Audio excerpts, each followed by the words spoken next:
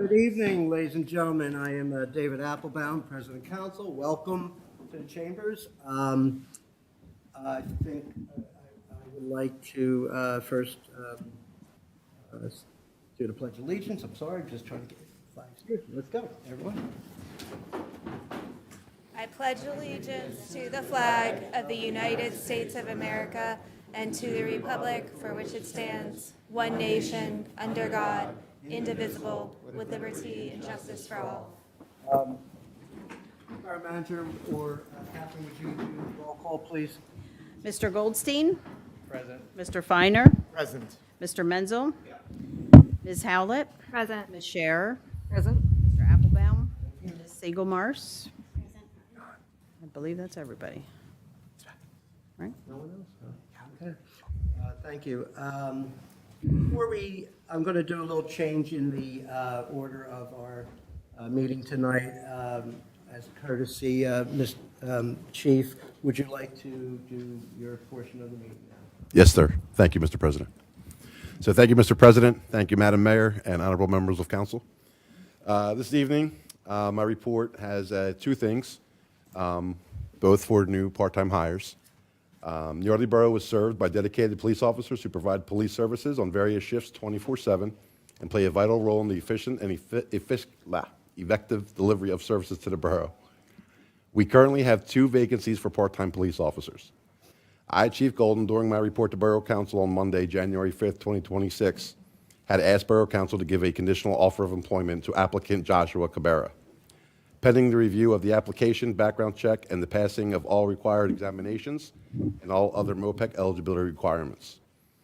I, Chief Golden, was notified by MOPEC on February 9th, 2026, that Mr. Joshua Cabrera had met and passed all eligibility requirements and is now certified to take office as a Yardley Borough police officer. I respectfully request council to consider a motion for Yardley Borough to extend an offer of employment and to hire Joshua Cabrera as a part-time police officer. With that said, would someone like to make that motion? So moved. And a second, please? Second. Okay, motion was made by Councilwoman Scherer and a second from Councilman Goldstein.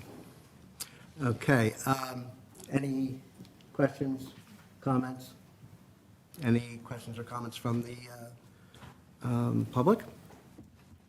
Was that a question, sir? No, it's just. Okay, gotta be careful. Gotta be careful. All right, with that said, all those in favor? Aye. Aye. Aye. No abstentions, no nays. Everyone is here, so it passes unanimously. Okay, thank you. Do you have another? I do.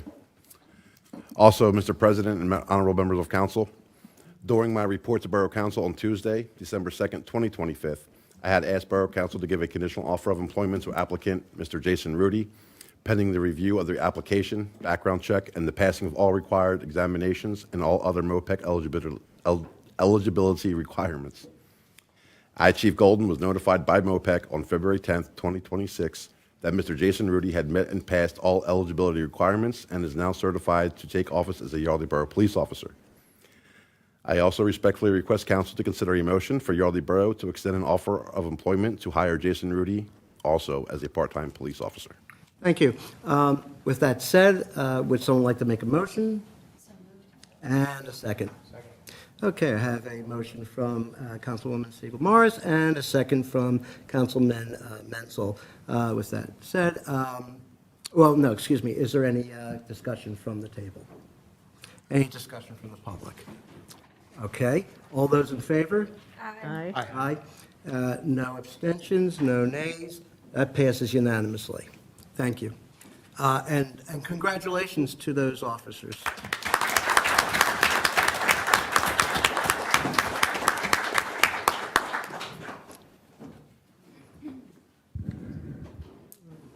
Good evening, folks. My name is Caroline Thompson. I'm mayor here in Yardley Borough. I'd like to extend my congratulations to both of our new officers. Thank you for your service. Thank you for choosing Yardley Borough, and thank you to the families here as well. Their service is possible because of your support. So let's get you sworn in. Sorry, manager reminded me to use the microphone, but I forgot already. We're going to start with Joshua Cabrera, please. You stand here. Raise your right hand. I state your name. Joshua Burr, Do solemnly swear do solemnly swear that I will support, obey, and defend. that I will defend, That I will support, I will support, obey, and defend obey, and defend the Constitution of the United States, the Constitution of the United States, the Constitution of this Commonwealth, the Constitution of this Commonwealth, uphold the laws and ordinances of the Borough of Yardley, uphold the laws and ordinances of Yardley, and that I will discharge the duties of a non-civil service and I will discharge the duties of a non-civil service police officer police officer of the Borough of Yardley of the Borough of Yardley with fidelity with fidelity and to the best of my judgment and to the best of my judgment and ability. and ability. Congratulations.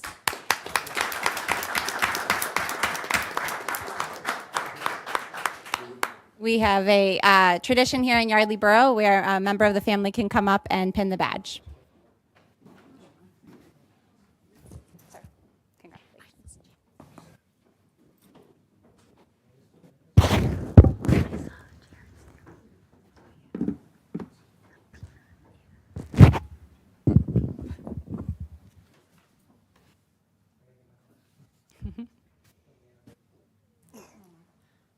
Oh, good, our photographer's here. Good job, Jared. We closed the shut, right?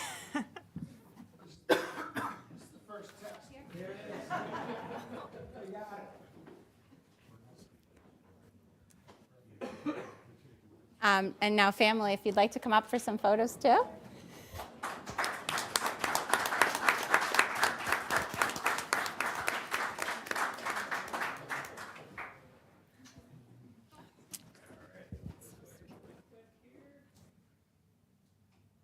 Chief, you want to jump in on one too?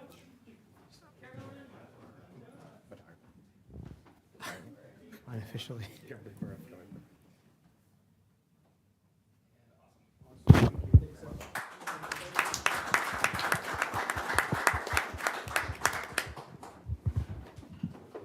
All right, next up we have Jason Rudy. Welcome up. All right, I'll break it up a little more for you today. Congratulations. It's good to be nervous. It means you care. We like to see it. I state your name. I, Jason Rudy, Do solemnly swear do solemnly swear that I will support, obey, that I will support, obey, and defend the Constitution and defend the Constitution of the United States of the United States and the Constitution of the Commonwealth, and the Constitution of the Commonwealth, uphold the laws and ordinances uphold the laws and ordinances of the Borough of Yardley, of the Borough of Yardley, and that I will discharge the duties and that I will discharge the duties of a non-civil service police officer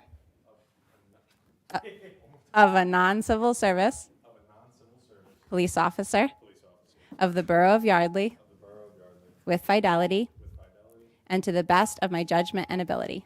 with the best of my judgment. Perfect. Congratulations. And again, if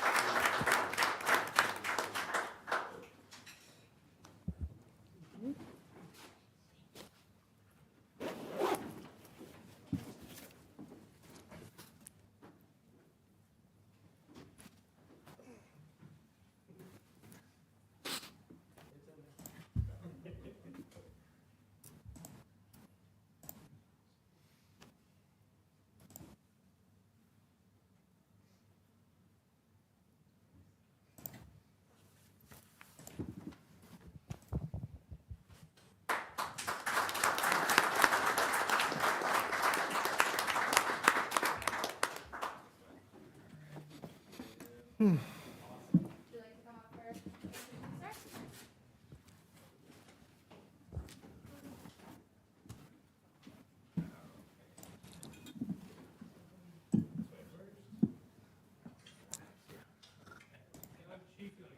picture, sir?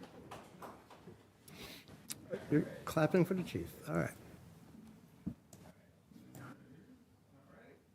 congratulations.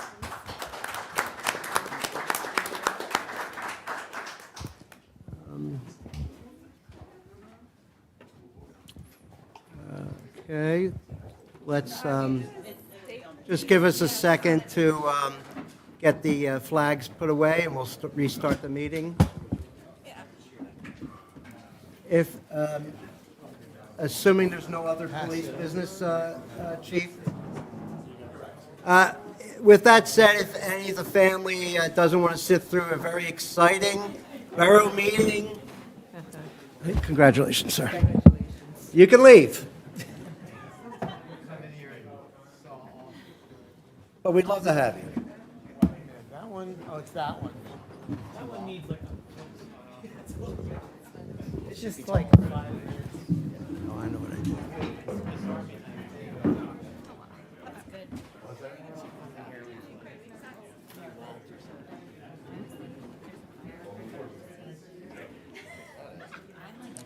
What are we doing?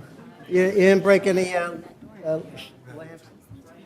Gentlemen, you can do that later. Thank you. Let's give the public a chance to leave. It was getting broken up. Nice of you to stay, Officer Bailey, thank you. No, you're not staying? I was like, oh no. Not today. Maybe somebody's All calling. right, well, We do that- have a discussion we have to have, though, right? Computers? yeah, definitely. Right now. You always think it's All right, thank you very much. Let's restart the meeting. So we'll move on with community announcements. Any announcements from the table? Yes, Gather Place is having a Rosa Parks Here. lecture.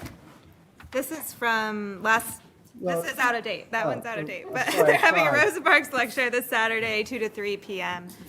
So hope you can all make it. I will be there. And that's it. Oh, okay.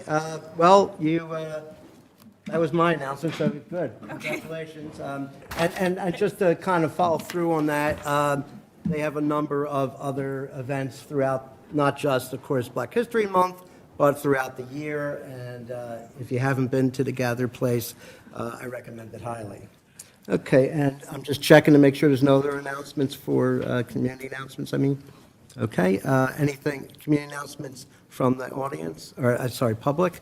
No? Okay, thank you. Public comment. This is part of the meeting that we asked, I didn't even ask the public to come up, but come on up.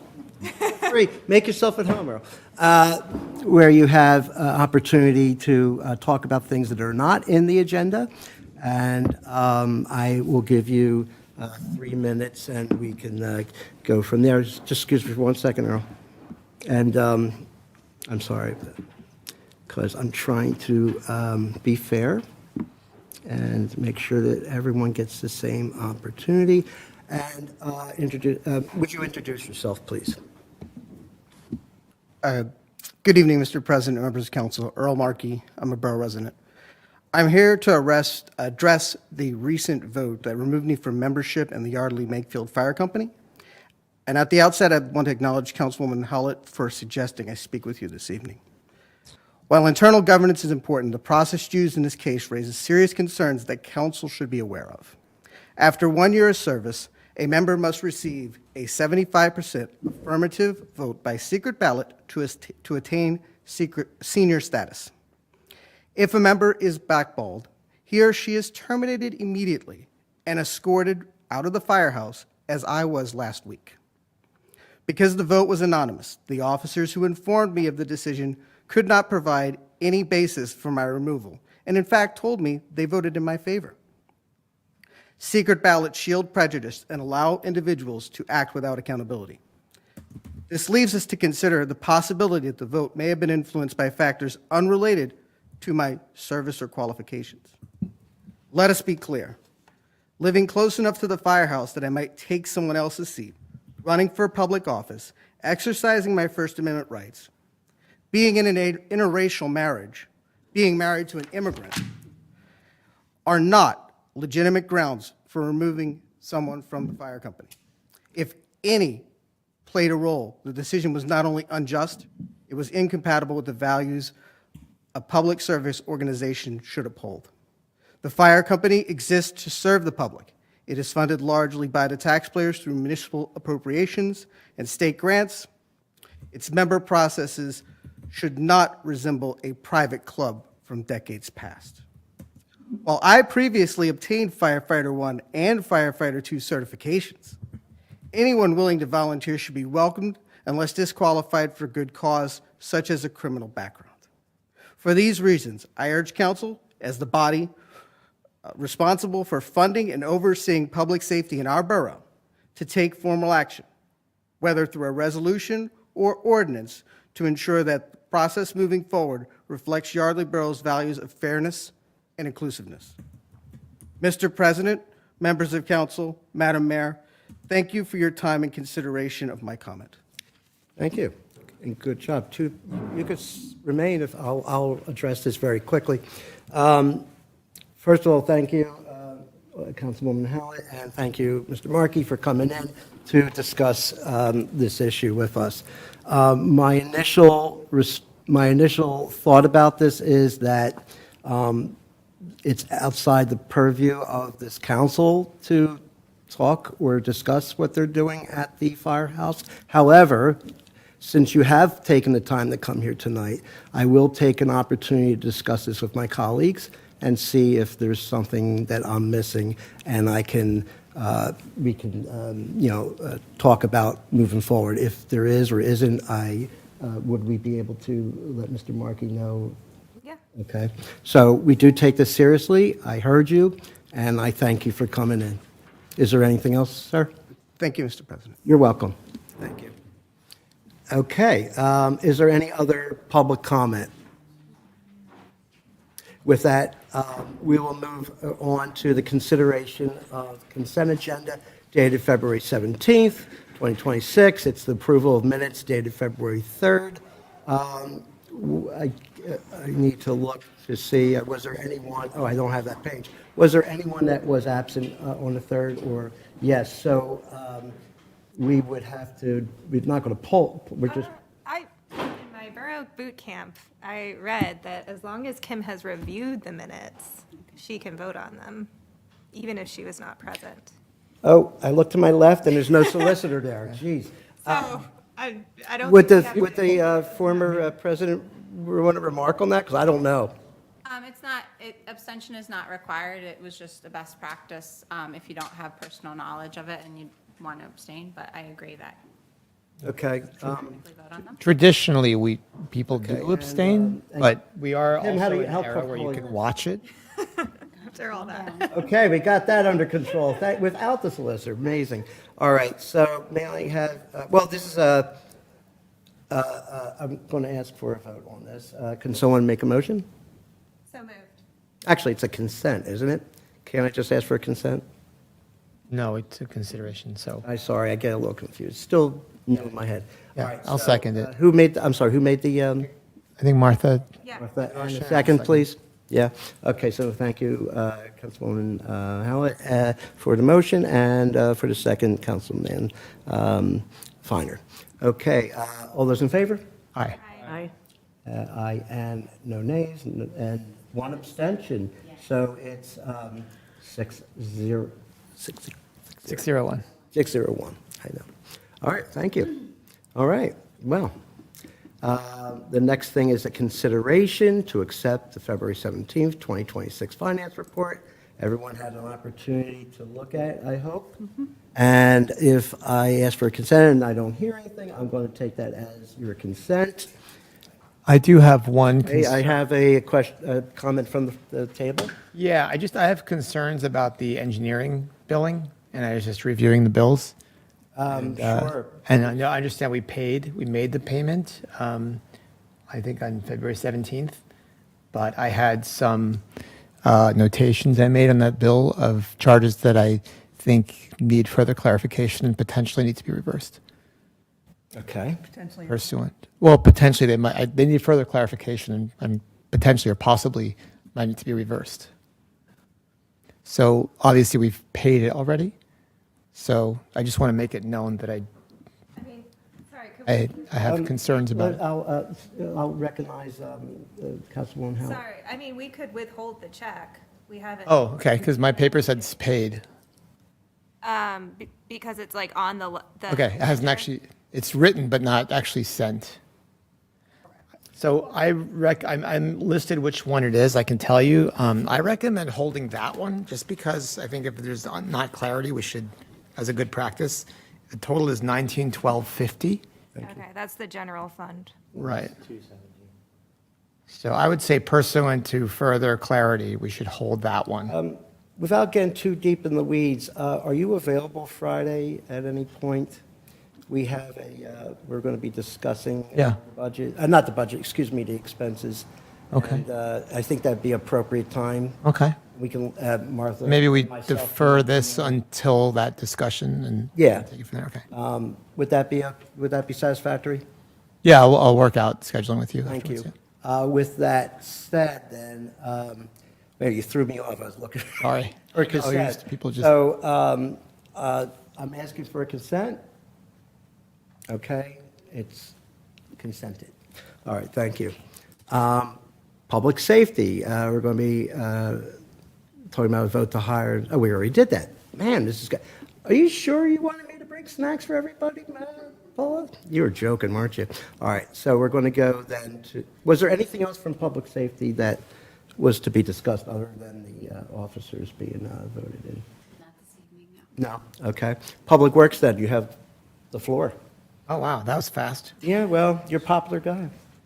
All right, well, I guess we can get those slides up, because, what would a Public Works work session be? What would it be without a slide deck? Swan song, Lori. This is my last opportunity to wow you with a slideshow. It might be a little underwhelming, but Well, keep trying. I'll keep trying.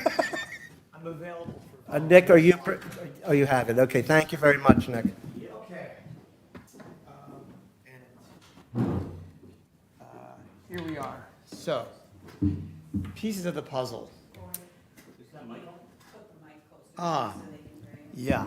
Okay. Pieces of the puzzle. And what I mean by this from just a grand perspective, and I think we all need to be, I want everyone to be in the same page around this. It's just that coming up with money for the various infrastructure projects we have around the borough. When I first came to council, and I was here, motivated to be here because I wanted the sidewalk that was supposed to be coming to come, and I didn't know where it was. And what I heard about a lot of the projects is we don't have the money, we don't have the money. And then that's when I discovered how little money we actually have.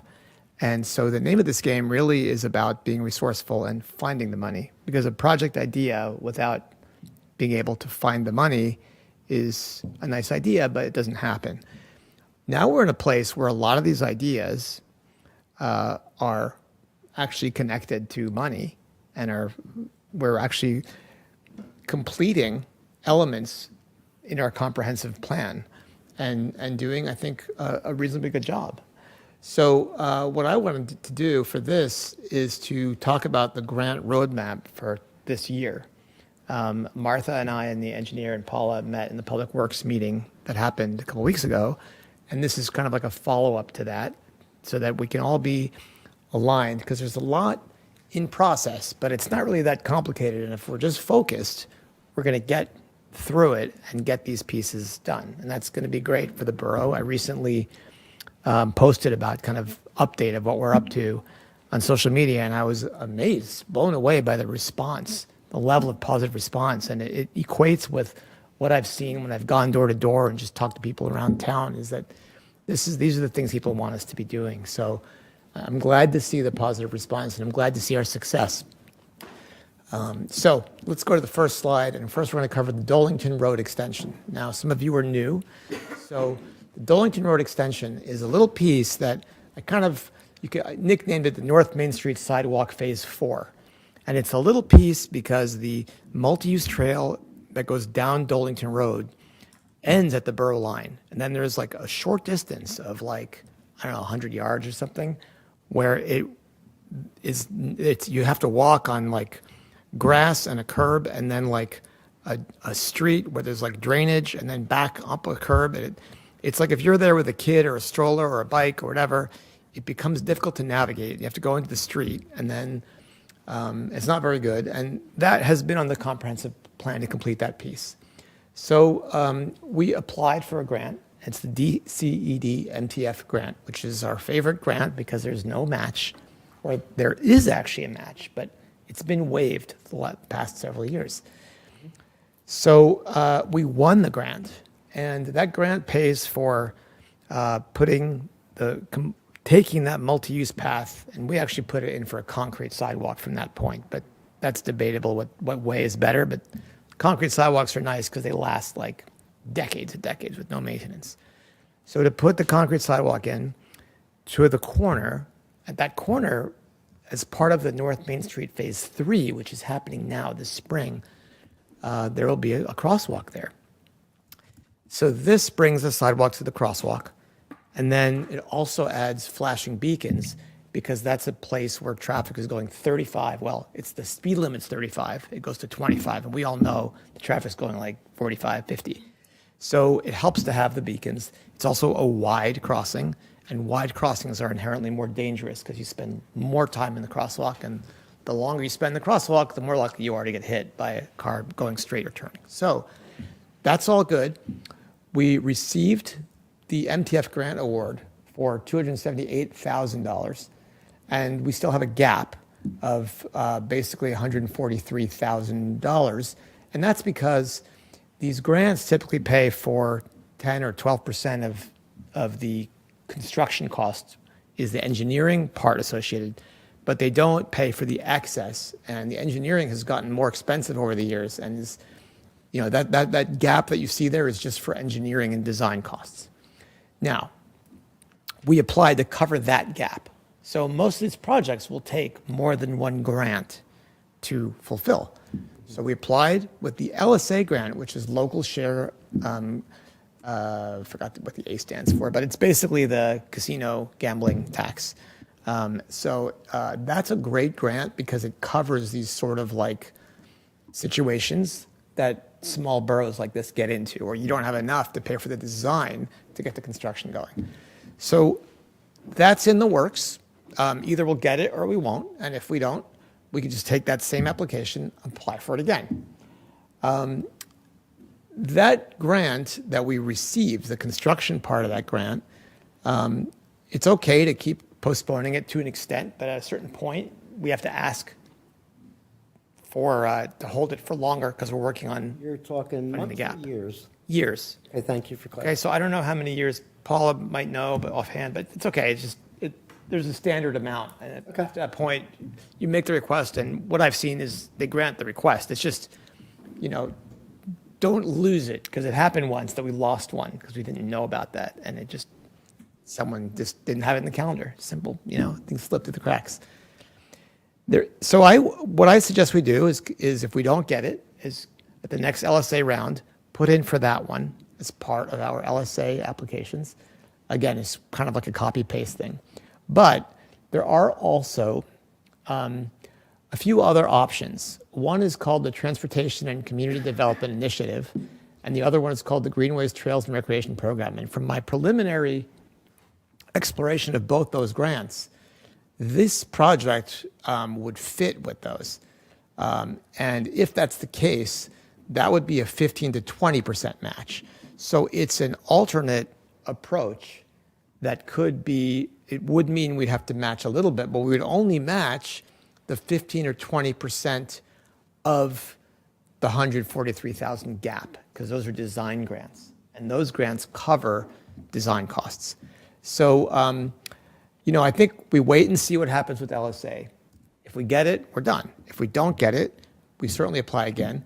And we can decide, based on further exploration of these grants, whether we want to apply for them and then budget for it for next year to cover for the match for those grants. Because I think that's a pretty reasonable cost, considering we get the whole thing done at a relatively low cost. I just wanted to remind the community who's watching, or the people in the audience, that this is a working session. It's not our normal business meeting. So folks at the table, I think it's totally appropriate if you'd like to ask questions. If you have questions. Or the audience, sure. Or the council. So the LSA grant that we've already applied to cover the gap, to update that for next year, you wouldn't expect, would RVE need to update that for next year? Or That's a great question. So that's a general area where I think we need to look into. We've been very diligent about creating caps for RVE, because what we found is we'll ask, okay, we want to apply for this again. And they'll say, okay, here's a proposal, like $6,000 to apply for what we just applied for. And Don and I kind of had like a, you know, teaming up thing for this because we both were like, well, if you just did it and then you're doing it again, did you have $6,000 worth of change? So I think that I think we need to figure out what's within reason. I understand there's some change. Obviously, we're going to put in the complete streets and Vision Zero that we're now part of that strengthens the application. We'll also put in that the North Main Street sidewalk will have been either constructed or under, that helps because this connects to that. Yeah. And we'll put in that Lower Makefield, who's received 2 grants now, will be working on Taylorsville Road to continue that North Main Street sidewalk. So we just have this kind of 3 things that are happening, and then the crosswalk will already be there. So all these parts are there, and I think it's a very attractive grant to fund to be able to complete that. Sidewalk project, like this part of it. It was according to the comprehensive plan. So it's just that it was North Main Street, so maybe like Dolington was viewed as something else. If you look at the comprehensive plan from 2014, it's there. I have a slide that I did some time ago, maybe a year or so ago, or that showed, or maybe even less, that showed Just to clarify, everyone a got map the, and how, 2014 kind of comprehensive the plan? parts that we've been completing. Yeah. So it just So- kind of fell through the cracks, essentially, this part? Well, it's kind of a little bit like, that's why I sort of call it Phase 4-ish, because I don't think it fell through the cracks. I think that North Main Street was such a high, hill to climb that they didn't even think about trying to get this. But you're right in the sense that perhaps we could have applied for the Dolington part of it as just part of the original grant. And yeah, I don't know. We have a, go ahead, Michelle. Sorry, to the way I remember it, and, this is my memory. North Main Street sidewalk, I thought, like, originally it was supposed to be the whole sidewalk, all the way through town. Correct. Then, as time went on and we got grants, the cost had gone up so much, that's why we have like four pieces of it now. Because it was supposed to just be a certain amount of money for the entire thing, but by the time everything came through, the cost went up that much more, that we only got pieces done. And so nobody was probably willing to go all the way down and then up, Dolington also. I think the goal, everybody just got into North Main Street. Let's just. Yeah, let's just get it done. I mean, thank you for reminding people of that. And like when I came to council, it was like $250,000 to do the whole Right, stretch. right. Now it's like 10 times, more than 10 times that. Just this section that we're doing now is, I think, is it 1.6 or 2 million? 1.6 million. And the whole thing was like 240, I think, or 260. So That was 21 years ago. it didn't include drainage. So that is a difference, and now it does. Drainage costs more than the sidewalk. So if you don't get the gap this year and say it takes 2 or 3 years, isn't the price going to continue to go up then at that point? The So price- Do you have to like further reapply for the gap? Yeah. every time? Well, I mean, I think you can review and see if the gap has grown. We did go through this massive inflation, and it remains to be seen. So far, it doesn't seem like that continues. So, for example, this Phase 3 of North Main Street, we actually went under budget, which is like doesn't happen that often. But What's the projected? I don't want to jinx hear anything about by the saying that. LSA that we applied for? What's that? The projected date to hear about LSA? That's Applied. Oh, so, no, we did apply. We did reapply? No, Okay. we didn't reapply. Okay, Okay, we did that's- apply, thank you. but we were declined. Right. We haven't heard yet. I don't think for this one Okay, we heard. The roof one is a different one. okay. Is that right? Right. This one, there's different rounds of it, right? So this, Okay, I just wanted and to it's not 100% like in stone when they award it. But, they have so many projects and, I would have to check, but I think that's wrong. I think the roof and the police roof and the LSA Dolington were the same round. they were the same one? Okay, we'll find out, but Yeah. in any case, So we have to reapply. okay, thank you very much. But there's a gap because, yeah.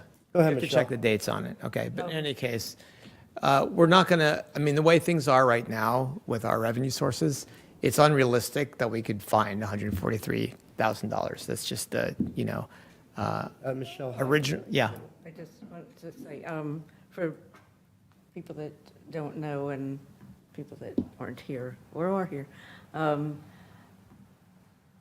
seeing this one here coming from Public Works, these are things that are Public Works recommended, and some of the stuff has been voted on and approved, but not everything. Right, what you're seeing is recommended It's all approach. recommendations, so that, I just don't want people out in the public thinking that this is the plan, this Right. is what we're going to do, because there's a difference between having, your goals and being able to meet them. It could take a while. Yeah, I mean, I think that the point of this work session is from my perspective is to get the council in sync. So we work towards these goals. Obviously, anything that we do has to be approved by council. But also, I stepped into this in 2014, but there had been people working on this for more than a decade before I showed up. So this is 20 to 30 years worth of Not quite 30. of but- work. Well, because there was a sidewalk tax that was implemented based on resident requests. And then there was a streetscape that happened I just after didn't that. realize it was that far back. I thought it was about 20, 21 years, but that's okay. Yeah, well, it's more A than long 2 time. decades. I would like to ask a question. So, I'm just saying, this is the recommended path of how do we finish this? Mm-hmm. This is the recommended idea, and I think these other grants are worth looking But the into. preferred obviously would be the non-matching LSA. That's the preferred. That's Right. the preferred. But we don't want to lose the main grant, so if it starts to be Right, too long. understood. I do think the LSA gap funding, and you'll see with the next slides, is that there may be something that we can Just my package really quick together. question, with the MTF grant that we received, you cannot deviate from what you have submitted as a project, is that correct? Right, the work, it's a sidewalk and drainage, and that's, by the way, the reason it's so expensive is because drainage is part of it. Okay, thank And you. there is another thing I didn't mention, which is we have spoken to our engineering firm about bidding out some of these projects to multiple firms. And I think with the cost of these projects and the amount of that design, I think it's worth bidding this out and seeing what let's get a few bids in, and that's been agreed to with RVE in the past, and I think it's good practice for us to. North Main Street, they had been working on that the whole time, so it didn't make sense. You're only talking about the Dolanton. I'm talking about now we're looking beyond North Main Street, and now we should be soliciting a few different proposals. Public Works have a plan now to move forward with that? No, it doesn't have a plan to move forward. I'm bringing it to Okay, council I just to- thought yeah. maybe where you were presenting it. No, I have assembled engineers that are potential engineers to talk to about that. And then the other issue about that, back to what Martha mentioned about doing this in-house, and I think we might want to look into either strengthening our in-house grant writing capability or finding somebody that could help us with these grants that is not the engineering firm. Because what I found is that the engineering firm will take the LSA application and they'll look at the new requirements and they'll write a new narrative and they'll see where it fits. And all these things, when you listen to what they're doing, are not, the part we need them for is drawings, materials, labor estimates, all those kinds of, legal PennDOT interactions and those things that are just outside of anybody's ability. But in terms of evaluating the requirements and updating and maybe even inflationary adjustments, I mean, you could throw that into ChatGPT and probably get a decent, estimate. I just think that that's our alternate avenue with that is if we can't get to a reasonable cost, is to look into another approach and possibly paying a grant writer.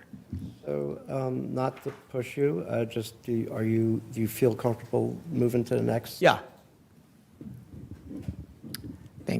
Okay, crosswalks. That's my job. This was actually erroneously reported that we had 6 crosswalks. The original application was for 6, and based on feedback we got when we submitted the pre-scoping, we had reduced it to 3 crosswalks to work on. And that's the grant that we just won, $263,000 grant with no match from the automated red light enforcement process in Pennsylvania. So it's kind of cool that when people run a red light, they're paying for crosswalk safety. And the 3 of them are South Main and College. These were the ones that council had decided were kind of like the top priorities based on multiple meetings and conversations we had here. So South Main and College was to update the crosswalk design and beacons, and adding beacons.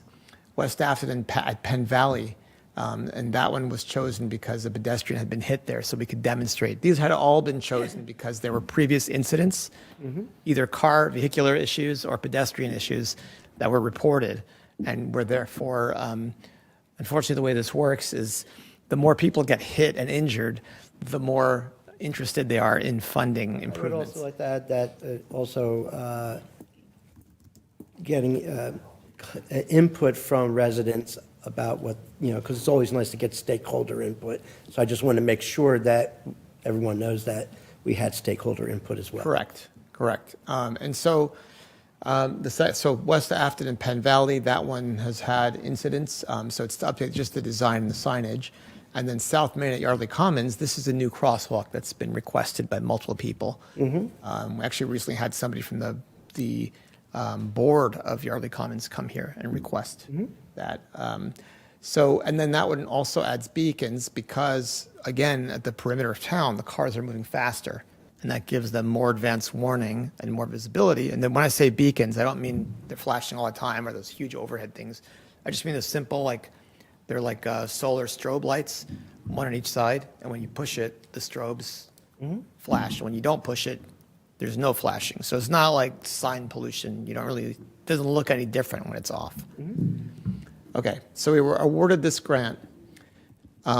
This is another project where, of course, there's a design component to this that is pretty substantial. Now, I've been waiting. I went back and forth on this with Don as well, and the engineer. I don't think everyone. Don Carlson, former chair of general government. We were very involved in trying to get the costs figured out. And what I've asked the engineer to provide, and I don't have this yet, but the recommendation is to break these 3 projects down by cost into the 3 projects, what the grant award construction and design allowable amount is, and what the gap is for each. And then to have the beacons be an optional secondary step. And the reason is because for some reason, the beacon design is really expensive. And that's something I think we could look into because it may be my kind of spidey sense tells me that this is something that is like very standard, how our beacons implemented in crosswalks. It's not like you have to reinvent the wheel each time.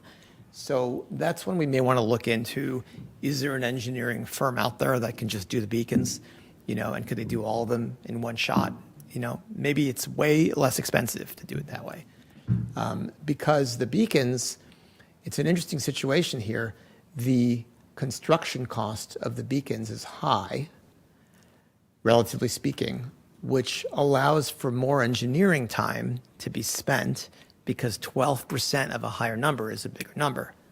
So if we can find engineering that costs us less, we may be able to do those crosswalks with the beacons.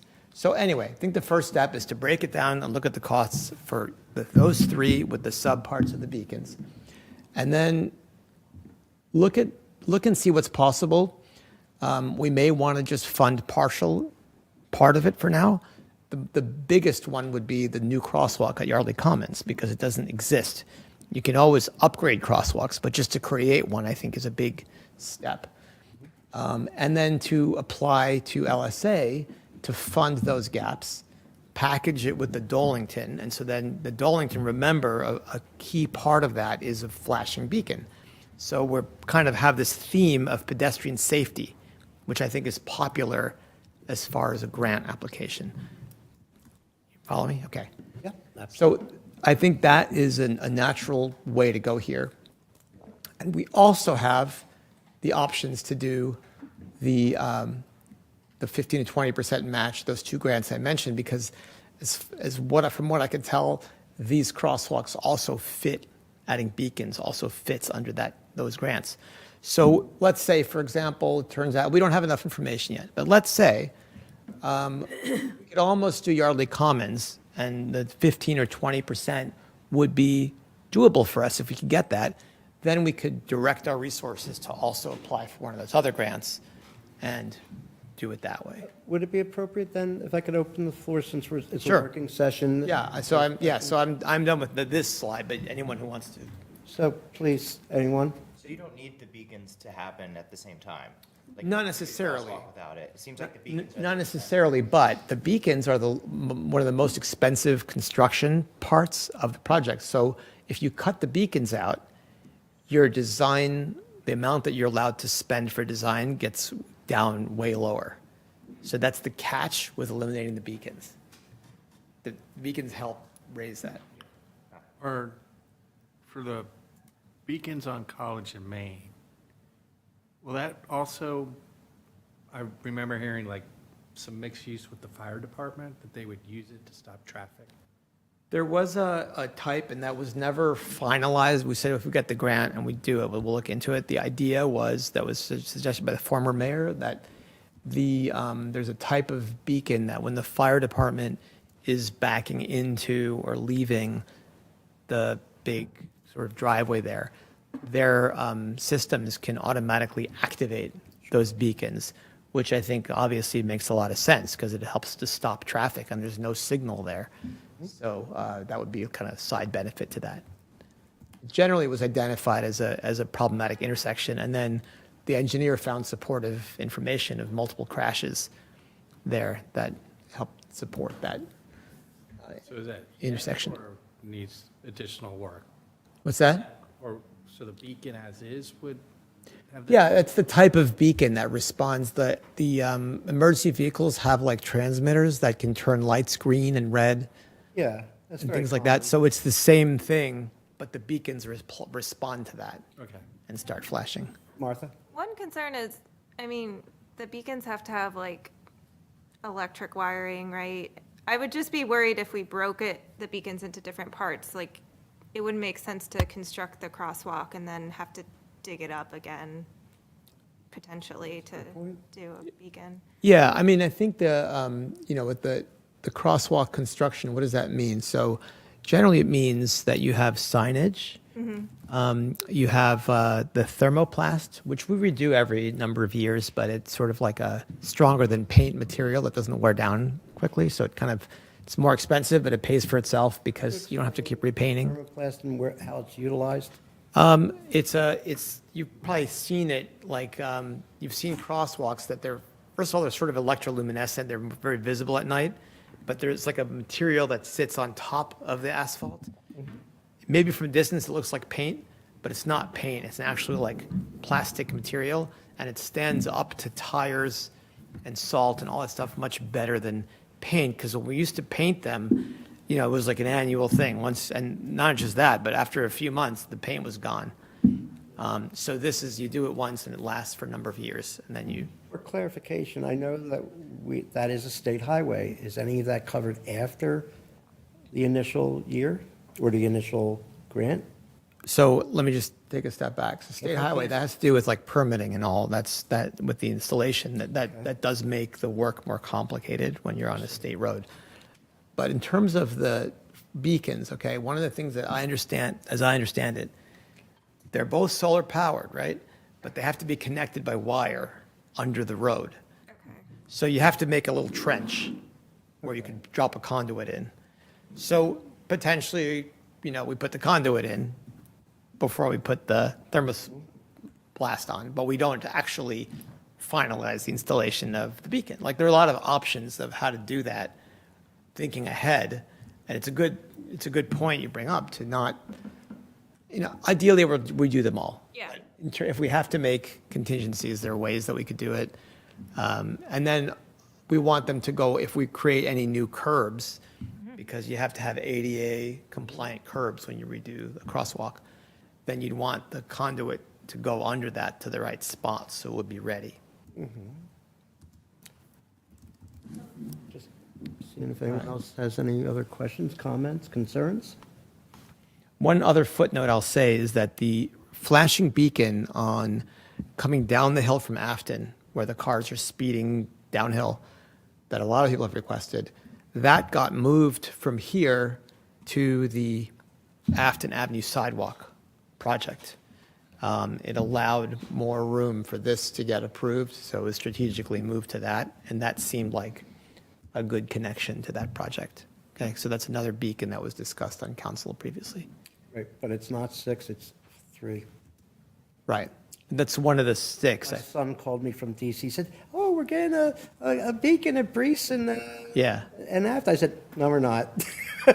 Yeah. Well, not yet. I mean, it's not that we could do this again, you know. Sure, We have to- but this is realistic. Yeah. You know, This was a great grant because it had 2 stages. The first stage is you do a pre-scoping and you kind of tell them everything you want to do. And then they come back and tell you what they need. And then you adjust your proposal and send it. So it's, you know, it was a good process and we learned from it. And I think it was, you know, it was a high likelihood of success because it was the 2 steps. So just so I understand where we are in the process here, we've been awarded the grant and we just don't know the total project cost yet. Right. So we're waiting for the total project cost, then we can make some decisions About how we fill the gap. about how we fill the what do you gap. think the turnaround time is when we will find out the costs? The engineer said that he could have something ready by the next council meeting, although Third? although we're not having, that wouldn't be part of council, although that could be put on the agenda, but we are having a public works meeting on that day, so if he has it ready, we could discuss it then. Okay. The sooner the better, because some of these grants, you know, they have expirations in various times throughout the year. You don't, you know, they typically are annual. Some of them are biannual. Some of them are rolling, but these tend to be annual. Are you comfortable? Do you have any other? No, I'm ready. Shocked you don't have any more slides? Oh, no, I have more slides. Oh, my gosh, I was like, I Okay. was going to be very Trying disappointed. to bore everyone as much as possible. Okay, Rory. Okay, West Afton Avenue sidewalk. Now, as you know, we did not win that one that we applied for. That one was funded mostly by a resident who used to live in the borough and then moved to Lower Makefield and had seen their kids go up and down there and understood the need for it, really wanted it to happen. For those who weren't here, we had a bunch of residents here advocating for this sidewalk, and it's been a long wished thing here, and it was worked on in conjunction with Lower Makefield back in 2014. There were drawings that were done then. It's been a long discussed thing. So we took a solid step. We didn't win it, and that happens. The application is all done and ready. So I would recommend us resubmitting it, but adding the Complete Streets Vision Zero to it and anything else that we feel is necessary to improve it. But I think it's just a matter of we got other things, and you know that's kind of how it works.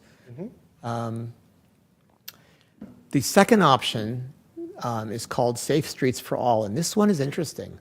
This is a federal grant, and these are for bigger projects. And this is a discovery, my own research led to it, but I brought it to the Public Works meeting that we had a couple weeks ago, and it's being looked into. And basically the way this works is, first of all, it covers construction and design. There's no gap with that grant. The grant could also, we could add other elements to the grant, like it could be a pedestrian safety initiative for the borough of Yardley in Pennsylvania. And then that grant could then cover gaps in other areas as well. So if we're going to apply for this grant, we could put the whole package together and again, take the drawings and the work and the estimates we've already done and say, okay, we have a gap to pay for funding to create the sidewalk on Dolington, and we have these crosswalks and flashing beacons and this sidewalk with a beacon. So it's like the whole thing is comprehensive pedestrian safety improvements for Yardley Borough. And then because this grant, they don't even look at you if the amount of money is not high enough. So you're What is trying to that? get it, What's that minimum approximately? I don't remember, but it's a lot. It's fine. We'd cover it. We'd cover it. It's because just this project is over $1 million, so cover it. But I'm just saying it's like, it is, I think it's a stronger application as a comprehensive application. So we could do duplicative work. And the other interesting thing about this grant is that a lot of the state grants actually, they allow you to match them with federal money. So if we had some of those grants that require 15 or 20% match, or even, there's another MTF grant. This is the DCED MTF grant. There's a PennDOT MTF grant. Okay. That one requires a 30% match. This grant also requires a 30% match, the DCED, the one that we've been applying for, but every year they've been waiving it. So when I say reapply, I'm assuming they're going to waive it again, but I don't know if they will. That's unknown. All the documentation says that it's not waived, but when you talk to them, they tell you if it's waived or not. So it's wherever the budget is, I guess. But let's say we have a gap again in the situation, we have a match requirement. Typically, you can't match a state grant with another state grant. But you can use the. But you can match a state grant with federal money. Right. So that opens up another way of doing this. And again, the next step is we look into it, understand what's involved in Safe Streets for All to do a comprehensive application. And remember, we have budgeted grant money, so I'm just kind of laying out the direction that we can take. And then we reapply and try not to reinvent the wheel with that and generate more fees that we don't have to, and it's mostly a duplicate of last year's application. Because I'm convinced with the success rate we've had in applications, and especially when we've done it multiple years, it wasn't because our application wasn't strong enough. It's just the mix of what they had in front of them and what they selected. That's like I'm a big 80-20 person, so it's the 20% of it is probably the grant's not well written. The 80% is that wasn't the priority project based on what they had in front of them. A question for the MTF one that we applied, is there a cap on design costs there? That's a 10%. That's a 10%? Yeah. Okay. Yeah. Design cost. So we'd have kind of a gap there. Yeah, these projects, basically any project of any substantial size is going to need a secondary grant to pay for it. It used to not be the case, but we did raise money. Like we had a sidewalk fund, and we did, even the phase 3 of the sidewalk, there was some money that was just borough funded to cover gaps in design costs. But what has happened is the engineering costs have gone really sky high. And again, maybe we can get those down through a bidding process. Okay. Would you be comfortable if I ask people to open up the floor? Yeah, I have more slides. On Afton Avenue? No. Okay. Anyone have questions about And Afton I, Avenue? you can interrupt me at any point, but I am. feel free, you know. So, what's Lower Makefield's timeline on this one? So Lower Makefield, we met with them a couple of years ago, and they had indicated that they, like, my understanding is before the catastrophe happened in Maplevale, or the flooding and the deaths and all that, they were more interested in this. And then they realized that there's a drainage issue on that whole stretch, and they wanted to put their efforts into that first. And they didn't want to do both together. So they won one grant, which was relatively small, a year ago. And then they won a more substantial one, over $1 million, just now in the current round. And that is for Taylorsville Road, continuing the sidewalk north of Yardley Borough and adding drainage along there. So I don't know how far what they have gets them, but they've been successful. And what we've seen is once you start these projects and you start doing the construction, there's a lot of will to keep funding it because you're proving. Plus, they're banking off our project because they actually are going to tap into our same drainage system. Which is great that we have such a, open dialogue and Correct. communication. So what they've told me, and what makes sense, is that once they get that, this is the next project for them. So, Maybe another way. So there's a couple of them where we're trying to connect with Lower Makefield, right? But it sounds like they're going to get done before we can, for both of them, before we can connect. yeah, the thinking behind why do we want to not wait for them, aside from the fact that when you wait for things, it takes 20 years to put a sidewalk in, but, and it's true, because that's what North Main Street, really, it's crazy. But it's because they have more flexibility with how they pay for things than we do. They're just bigger, and so they could float some design costs that we just can't. So if we are a little bit ahead of their curve, we'll meet at some point, because it's just going to take us longer to build the funding. However, I would think it would make sense to reach out to them and see if it turns out that Safe Streets for All is viable and they want to join us on that federal application. I would certainly invite them to do so and see if they're ready. I mean, it seems like all the projects so far, crosswalks, Stellington, and West Appen, would fit under the federal Yeah, grant. yeah.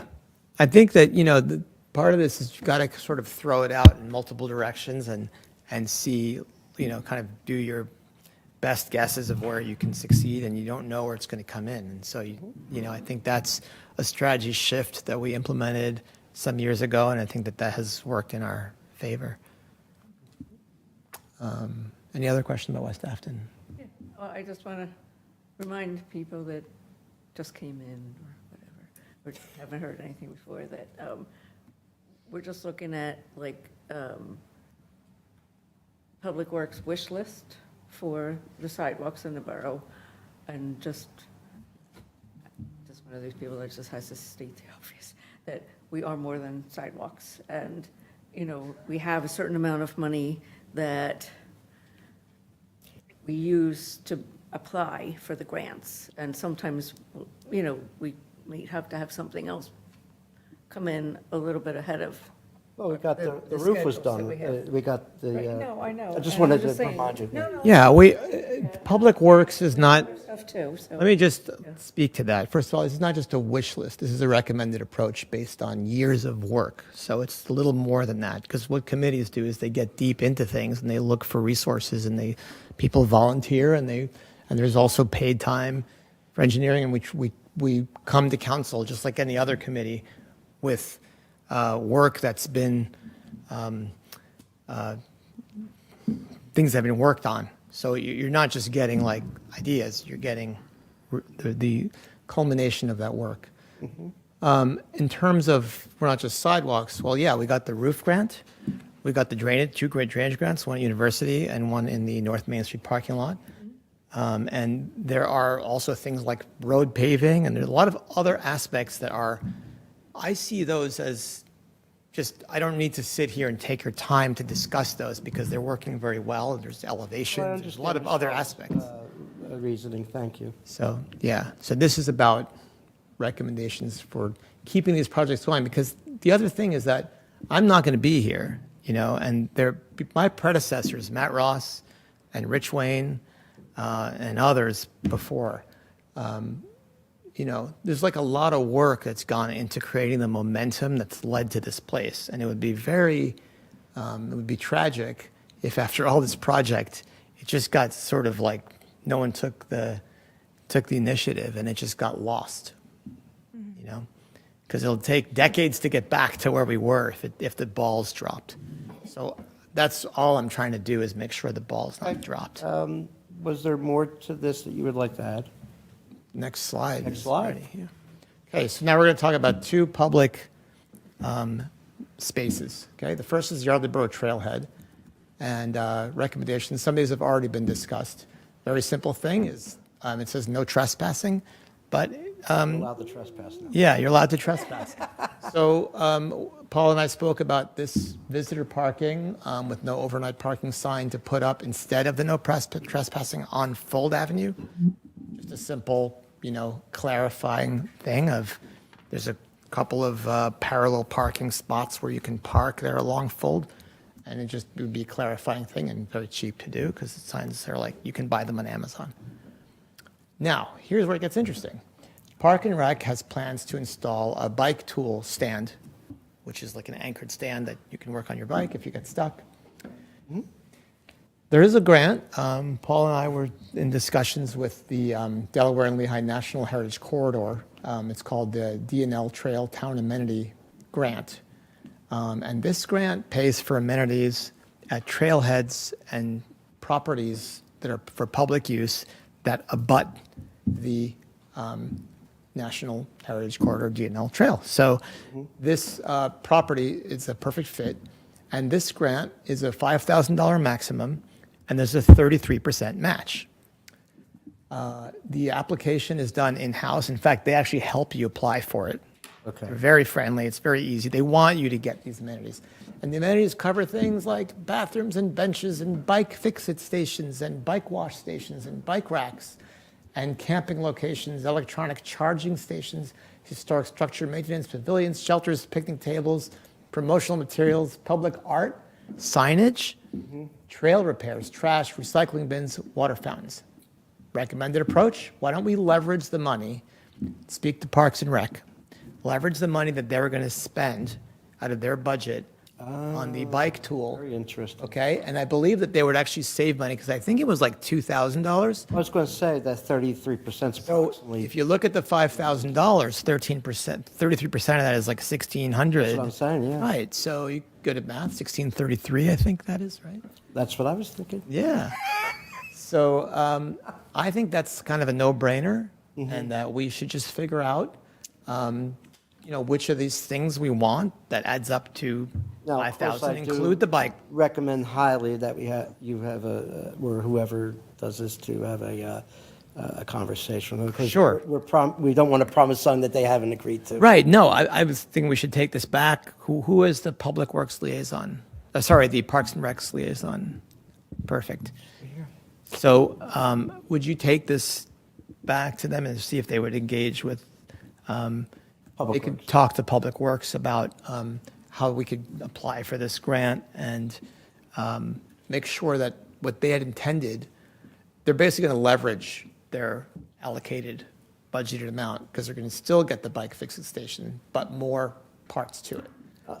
Bike rack has been mentioned there before, so that's something we might want to. I'm sure one of the questions will be, in my opinion, what is the success rate since they're so willing to help with the grant writing? We were basically told, like, if you're going to do it, you're going to get it.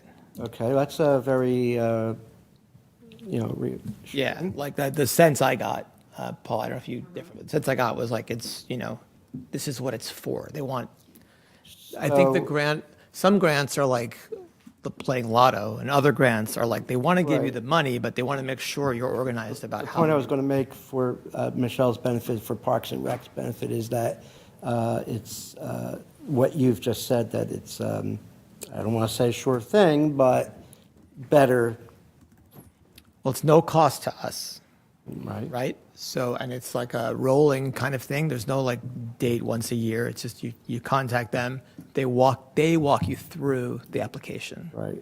And then the application is done, and then they tell you what happens. But what you said Nice kind of was reassuring, Yeah. that they can't promise, but it sounded like the percentage Oh, yeah. of success is very, very high. Yeah.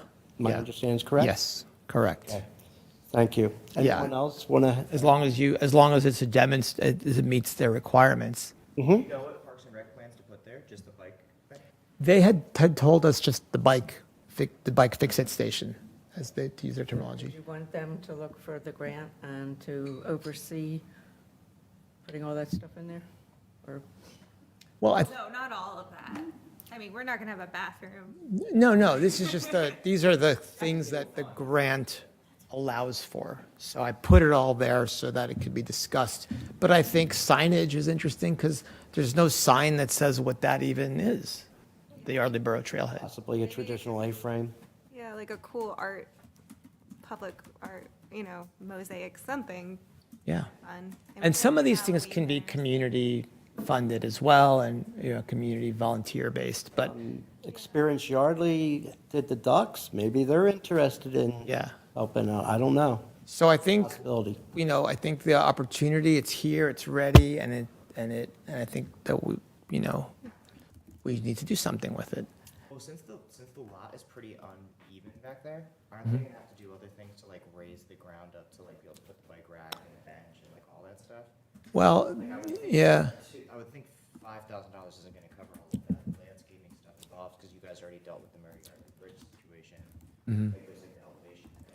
Well, we had originally there was going to be a lot of like fill there, but it turns out we didn't really need that, and the fill is also like complicated to do because of the flood situation. Flood zone. Yeah. So the conclusion after like a lot of back and forth was to leave it alone, and not to kind of disturb that unevenness. But where these things would go is potentially up towards like where the telephone poles or the Pico poles are.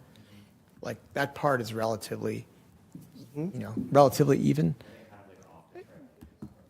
Yeah, like it's very wide there, so you have room to do it without doing it on a hill kind of thing, because the whole thing is on a grade, and it's just yeah. So this is just really about amenities. Mm-hmm. Anyone else at the table? It'd be nice to put a picnic table there too. Yeah. So what has been spoken about previously is a bench, Know anyone picnic that could, table, build one out of wood, bike maybe? station, and bike rack. Those are the four things that I've heard. That trail up and down a bunch of times all the way up to Jim Thorpe, and it's nice to have. Oh, It's nice. nice to stop at the places that have the bike fixing and the Right. a place to like have a snack. Yeah, and also there's discussion about like submitting that to Google Maps so people know that there's a trailhead there, and they're just going to help us put Yardley on the map, help support the local businesses because they're like, oh, Yardley, there's a trailhead there, we can stop there, air the tires, fix something, and then we go to town and Yeah. have a snack. We are building a destination, and this is just another example of something that people in the community, outside the community, will appreciate, and in due time, once it's done, then we can promote it a little bit more. Anyone else before he moves on? I think you have one more slide for us. Yeah, and I will just throw out there too, this could be done again future years. So you could get 5,000 and you could come back and you could have Excellent. another proposal for more things like electronic charging stations. There's like solar, it's like a column that's solar, and if you have your phone's out of juice. and you're Yardley, on a- come to Yardley, charge your phone. Well, it happens to people. It's happened to me. My just phone's joking. at 0 and I'm on the bike and suddenly Okay, I'm going back in time to the pre-cell phone era. well, I appreciate that. Okay, next slide. Judy's Garden. So where is Judy's Garden at? Tell We us. have the sculpture called The Dancer, made by Mike Yampel, which is right there. He is a sculptor that has created many of the sculptures at Grounds for Sculpture, and that sculpture belongs to the borough. It's currently at the New Hope Arts Council. They thought that they wanted it to be moved by April, but when they heard that there was sewer stuff still going on, and that would be complicated for us, they agreed to They have. wait longer. Oh, that's nice. And first I heard, okay, we'll wait longer, but, still ASAP, like don't like wait forever to move it. Sure. But then they also understand that there's a sewer project, and so they are trying to be accommodating for that. So I think what we need is the following. One is that what's being figured out is what kind of base is necessary for the sculpture, because it's like a 4x4 concrete. It's a bit like the chimney sweep. And one of the things that could be possibility is that when the chimney sweep base is done, this is done at the same time, because totally different project, but the same person who does that could do this. But The base design for the chimney sweep has changed, if you didn't know that. It is now pylons versus a 3x3x4 cube. well, Okay. not cube, but, you know. Oh, okay. So So I it's, didn't know it's a that. little bit different, but I Okay. just wanted to make sure if you Yeah, didn't know I that, just knew I'm it was telling you. concrete work, so. Yes, I'm coming from that place. But we have someone. in Thank you. any case, we're not there yet. That's being figured out. There's been a lot of conversations with Planning Commission and the people currently hosting the sculpture to figure out what kind of base is the correct base. But this is the recommended approach. Do we know how much time we have with, I mean, I suspect that this sewer project's going to be ongoing for a while. It hasn't even started. Right. So one thing I heard was, oh, we're going to be in March. We're going to go out to bid in March. But I've been hearing that for a while. Oh, I understand that. Right. So, And then once it starts, how long it'll be? so with your So we- concern, Yeah. we probably have to come up with a solution to get that off their hands. Yeah. Because it sounds like they're going to be accommodating, but not, Right. And we don't Long-term. want to move it twice. because well, I understand A lot that. of, it's expense to move it because it's heavy. And also, I mean, it's hard to tell, but that's like, I think, 7 or 8 feet tall. Okay. And it's solid. And, if that is moved, it's stress on that and it's expense. And so we want to get it to its final destination. And they understand that. They're supportive of that. I think we need to find out the sewer dates. Of course, as long as the sewer project is, we only want that section to be done and then we're. Is that out of the easement? Yeah, so this location of this, based on the current plan, is pretty far away from both the temporary easement and the permanent easement. So. Theoretically. Theoretically, it shouldn't matter, because if you have a house and you have an easement and your house is here, and there's a construction easement here, and there's a temporary easement here, they're not going to hit your house, Okay. So I see this is a 4 foot by 4 foot square that they can't drive on that, but they don't have authority to drive on that. And I've mentioned before, we were powerless to do anything when there was an easement when we did not have an easement to do anything on the Pico lot to finish the Merrily Bridge, and that caused the bridge to be closed for a long time. Sure. And that's the rule that we played by, and that everybody should be held to the same standard. But if it's not within the easement, then we This is should be not able to, will we not could, be within this we easement. could put, Yeah, we could put tape or something. whatever.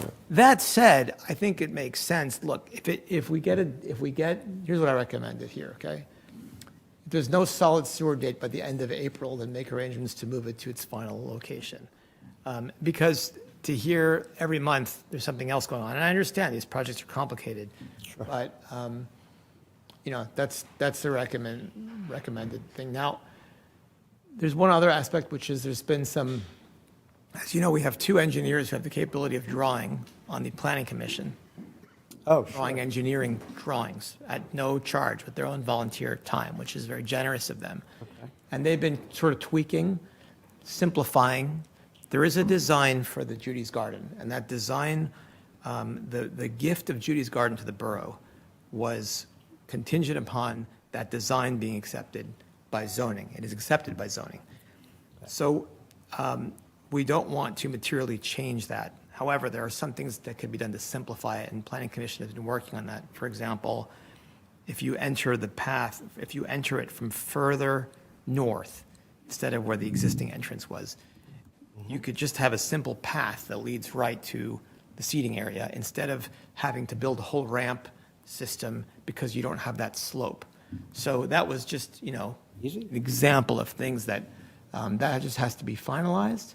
And so that's fine. But here's the part I want to mention in terms of grants. Once that's finalized, and once we know the deal with the sewer and moving the sculpture, there are grants for paths, landscaping, patios, planting, and they can be done piecemeal or all at once. There's the Community Conservation Partnerships Program grant, which has no match and is between $50,000 and $500,000. That one's due April 30th, so that one's a bit tight for this year. Okay, and there are other DCNR grants, and there are private options for funding as well.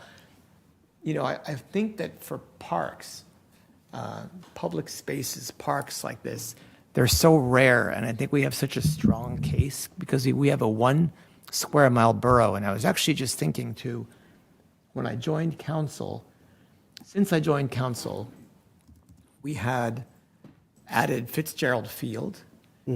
We decided not to sell and preserve Reading Avenue, that property.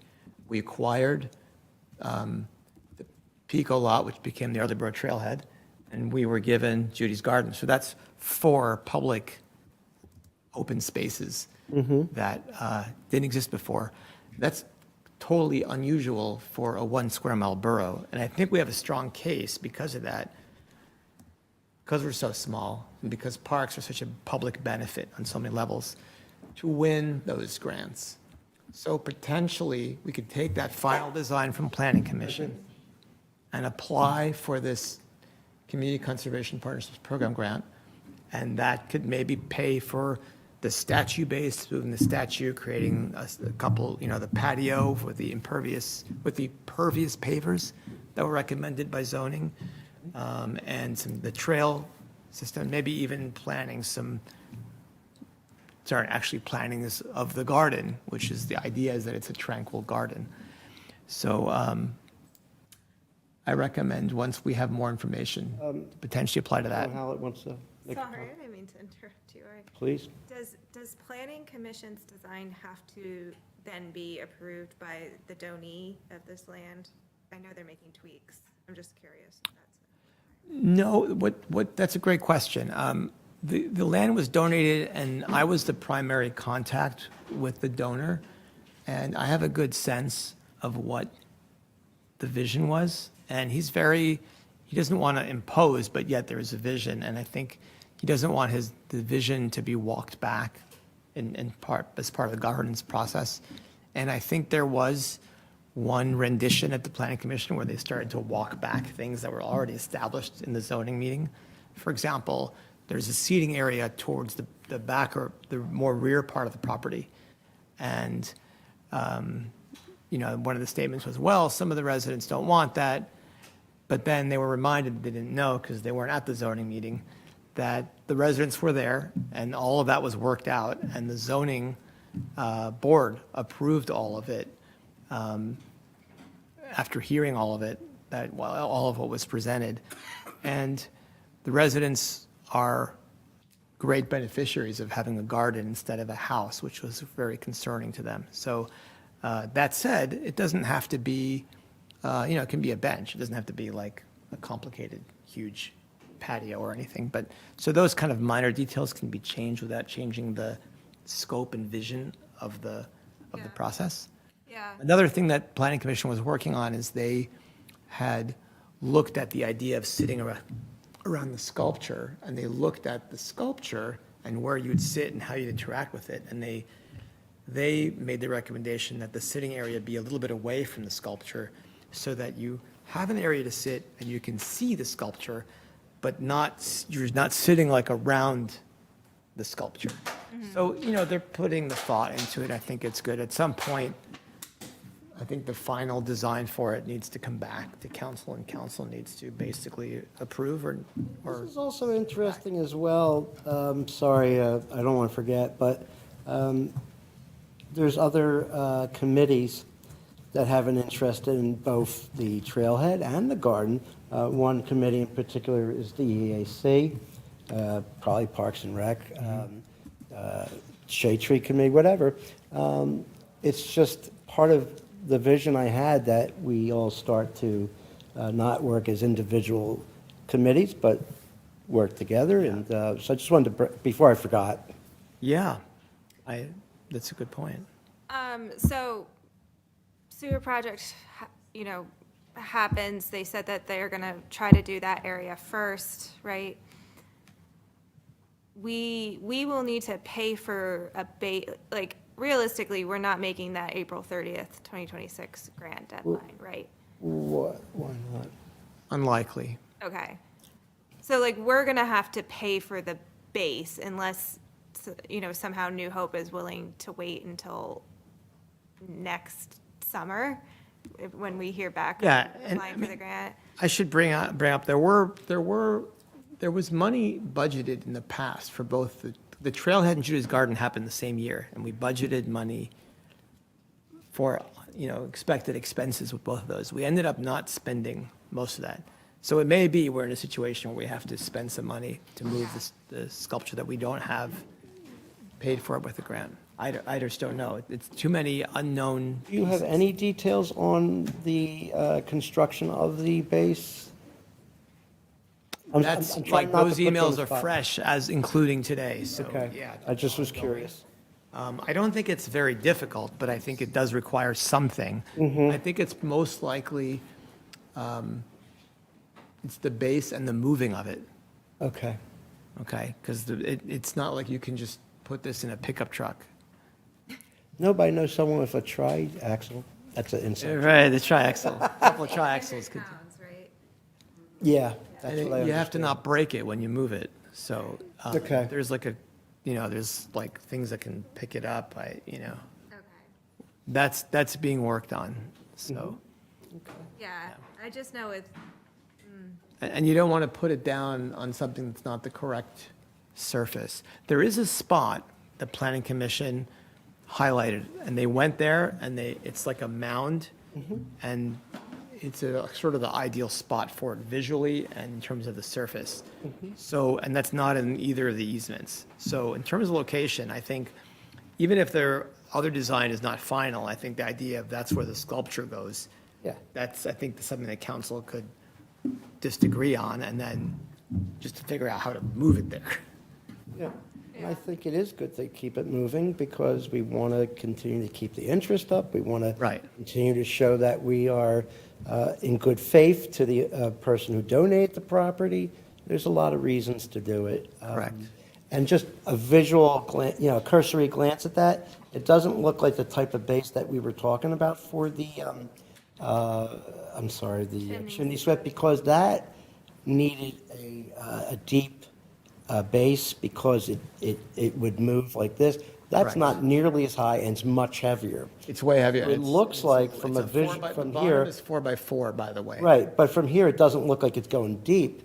It just needs something to sit on. Yeah, and it's, 100 pounds, you and know? they talked about, like, they have to, like, confirm that the mound is really, like, as strong as it looks. Maybe, like, somebody who knows can go there and check. But the other thing I will say, just circling back to Martha about April 30th, I actually think that deadline is doable.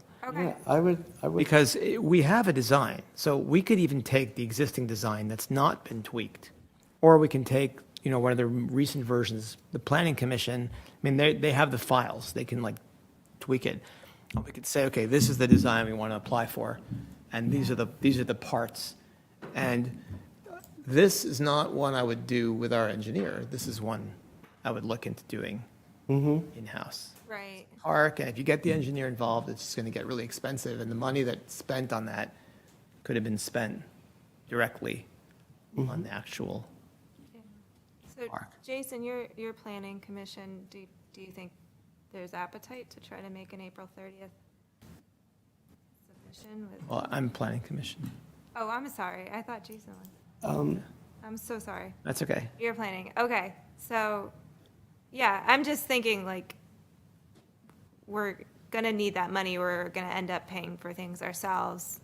So if we are doing it in-house, maybe it's not perfect, but it's worth. Right, no, that's what I'm saying. And usually when you get a grant and you say, well, we decided to move this from here to here, the costs are similar, that's not usually an issue.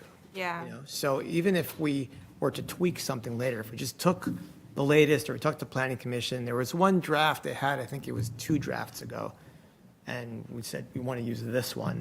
Yeah. And could you maybe help us add up the costs of materials or something?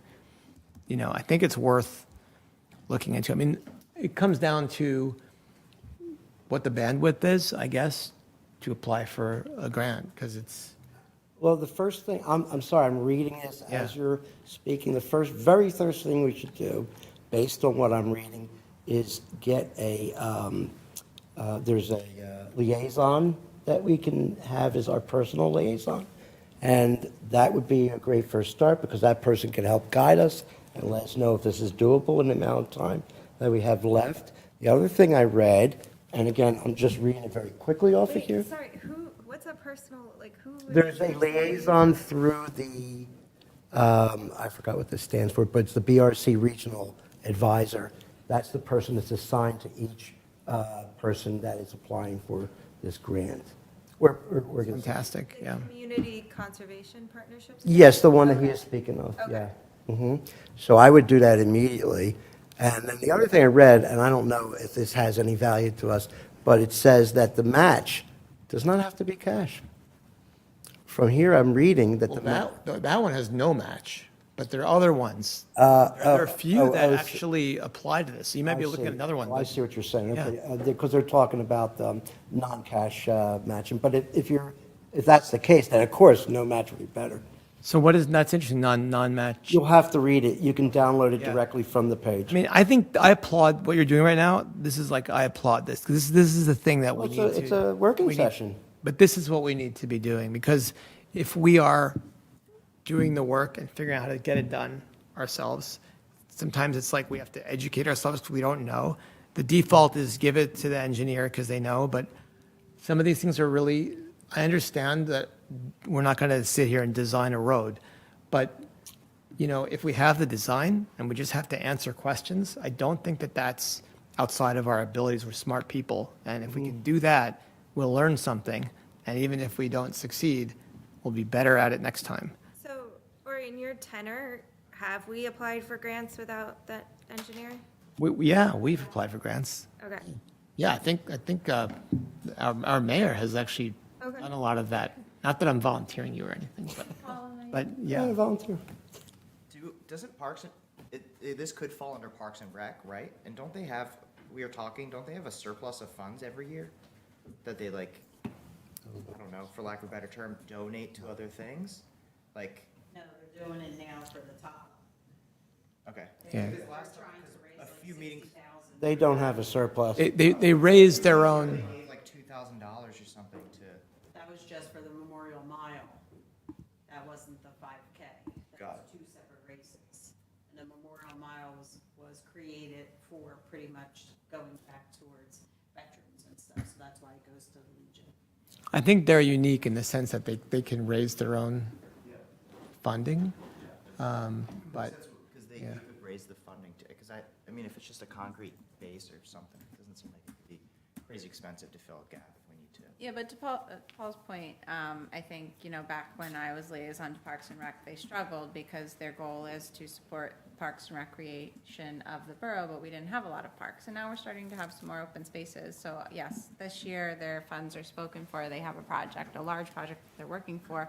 But in future years, they have a meeting where they discuss where they're going to donate their funds, and they are always welcome to hear presentations from council if we have ideas on how they could donate funds to the borough. Just typically, we don't have any active projects. And to add to that, not that it's fully complete, but they've nearly completed a counting of all the green spaces, and EAC is, contributing to that as well, because we've discovered some, there's some things that are not on the Bucks County map that's recognized. So I think that, again, I bring up the point, we all work together, and we do these working sessions, or talk to the other committees, much more success. Sorry. yeah, no, yeah, absolutely. And if anybody knows somebody in the community that might be able to volunteer a little bit of time and help, write a grant, I think that could be. I have to say, a lot of this is boilerplate. Yeah. I've written many grants, but not written because it's a boilerplate. Right. And a lot of it is the same thing. It's the 40 questions you have to answer, and you just have You to and do I your worked best. on, That's remember? right, we did it. And Very I think similar to this We could one. do that one again, too, by the way, because Right. that was, how much was that one for? 5,000? Well, for us, I 10,000? think it was 5 to 15. Yeah, yeah. Yeah.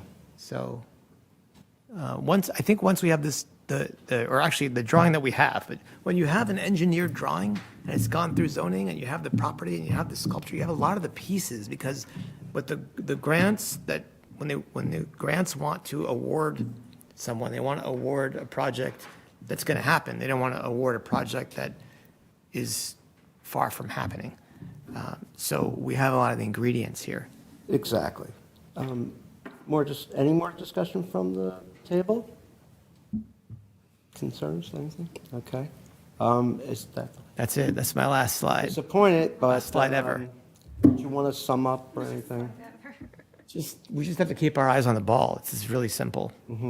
Before you leave, are you able to make a list of the grants that Yeah. are currently, like, we need to like stay on top of, essentially with dates and deadlines and all that stuff? Yeah, to the extent that I know, yeah, I mean, I have a list that I worked on, and it's It's needs updating, the but proper term, but you've done, we're doing a brain dump and with Martha and others, including myself, because I was on Public Works. Yeah. so. But I think there's generally a lack of clarity, though, like with the LSA, like if we could just have better understanding from the grantors, like this grant is from this pot of money from this grant cycle, because I'm fairly sure about the Dillington one, but I don't know 100%, like, and then do we just have to go back to them every time and say, is that still active? Have you decided on that? Because we never get a letter that we were rejected. It's just. correct, it's, So you Yeah. kind of never know. Oh, so it's open all the time. Well, then- no, you have to reapply, but I just don't know. Yeah. I think they've decided all LSAs that were submitted last year, but I'm always a little unsure.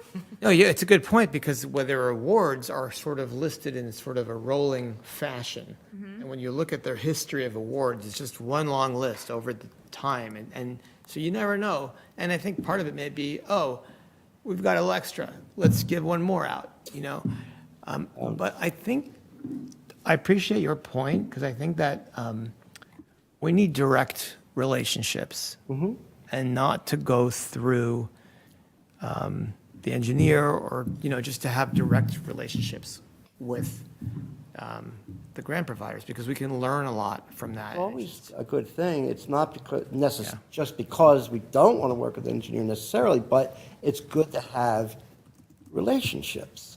Maybe best practice with these emails that we get from the grant providers is now going forward, like, I used to say, like, thank you so much. And we could say, thank you so much, and can you please confirm the status of our other LSA grant that we submitted, and just get a clear answer, like, you didn't get that one.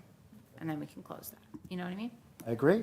And I don't want to but I'm looking to our borough manager, who's very well versed in all this. Do you have any comments? I'd be happy. That's a great idea.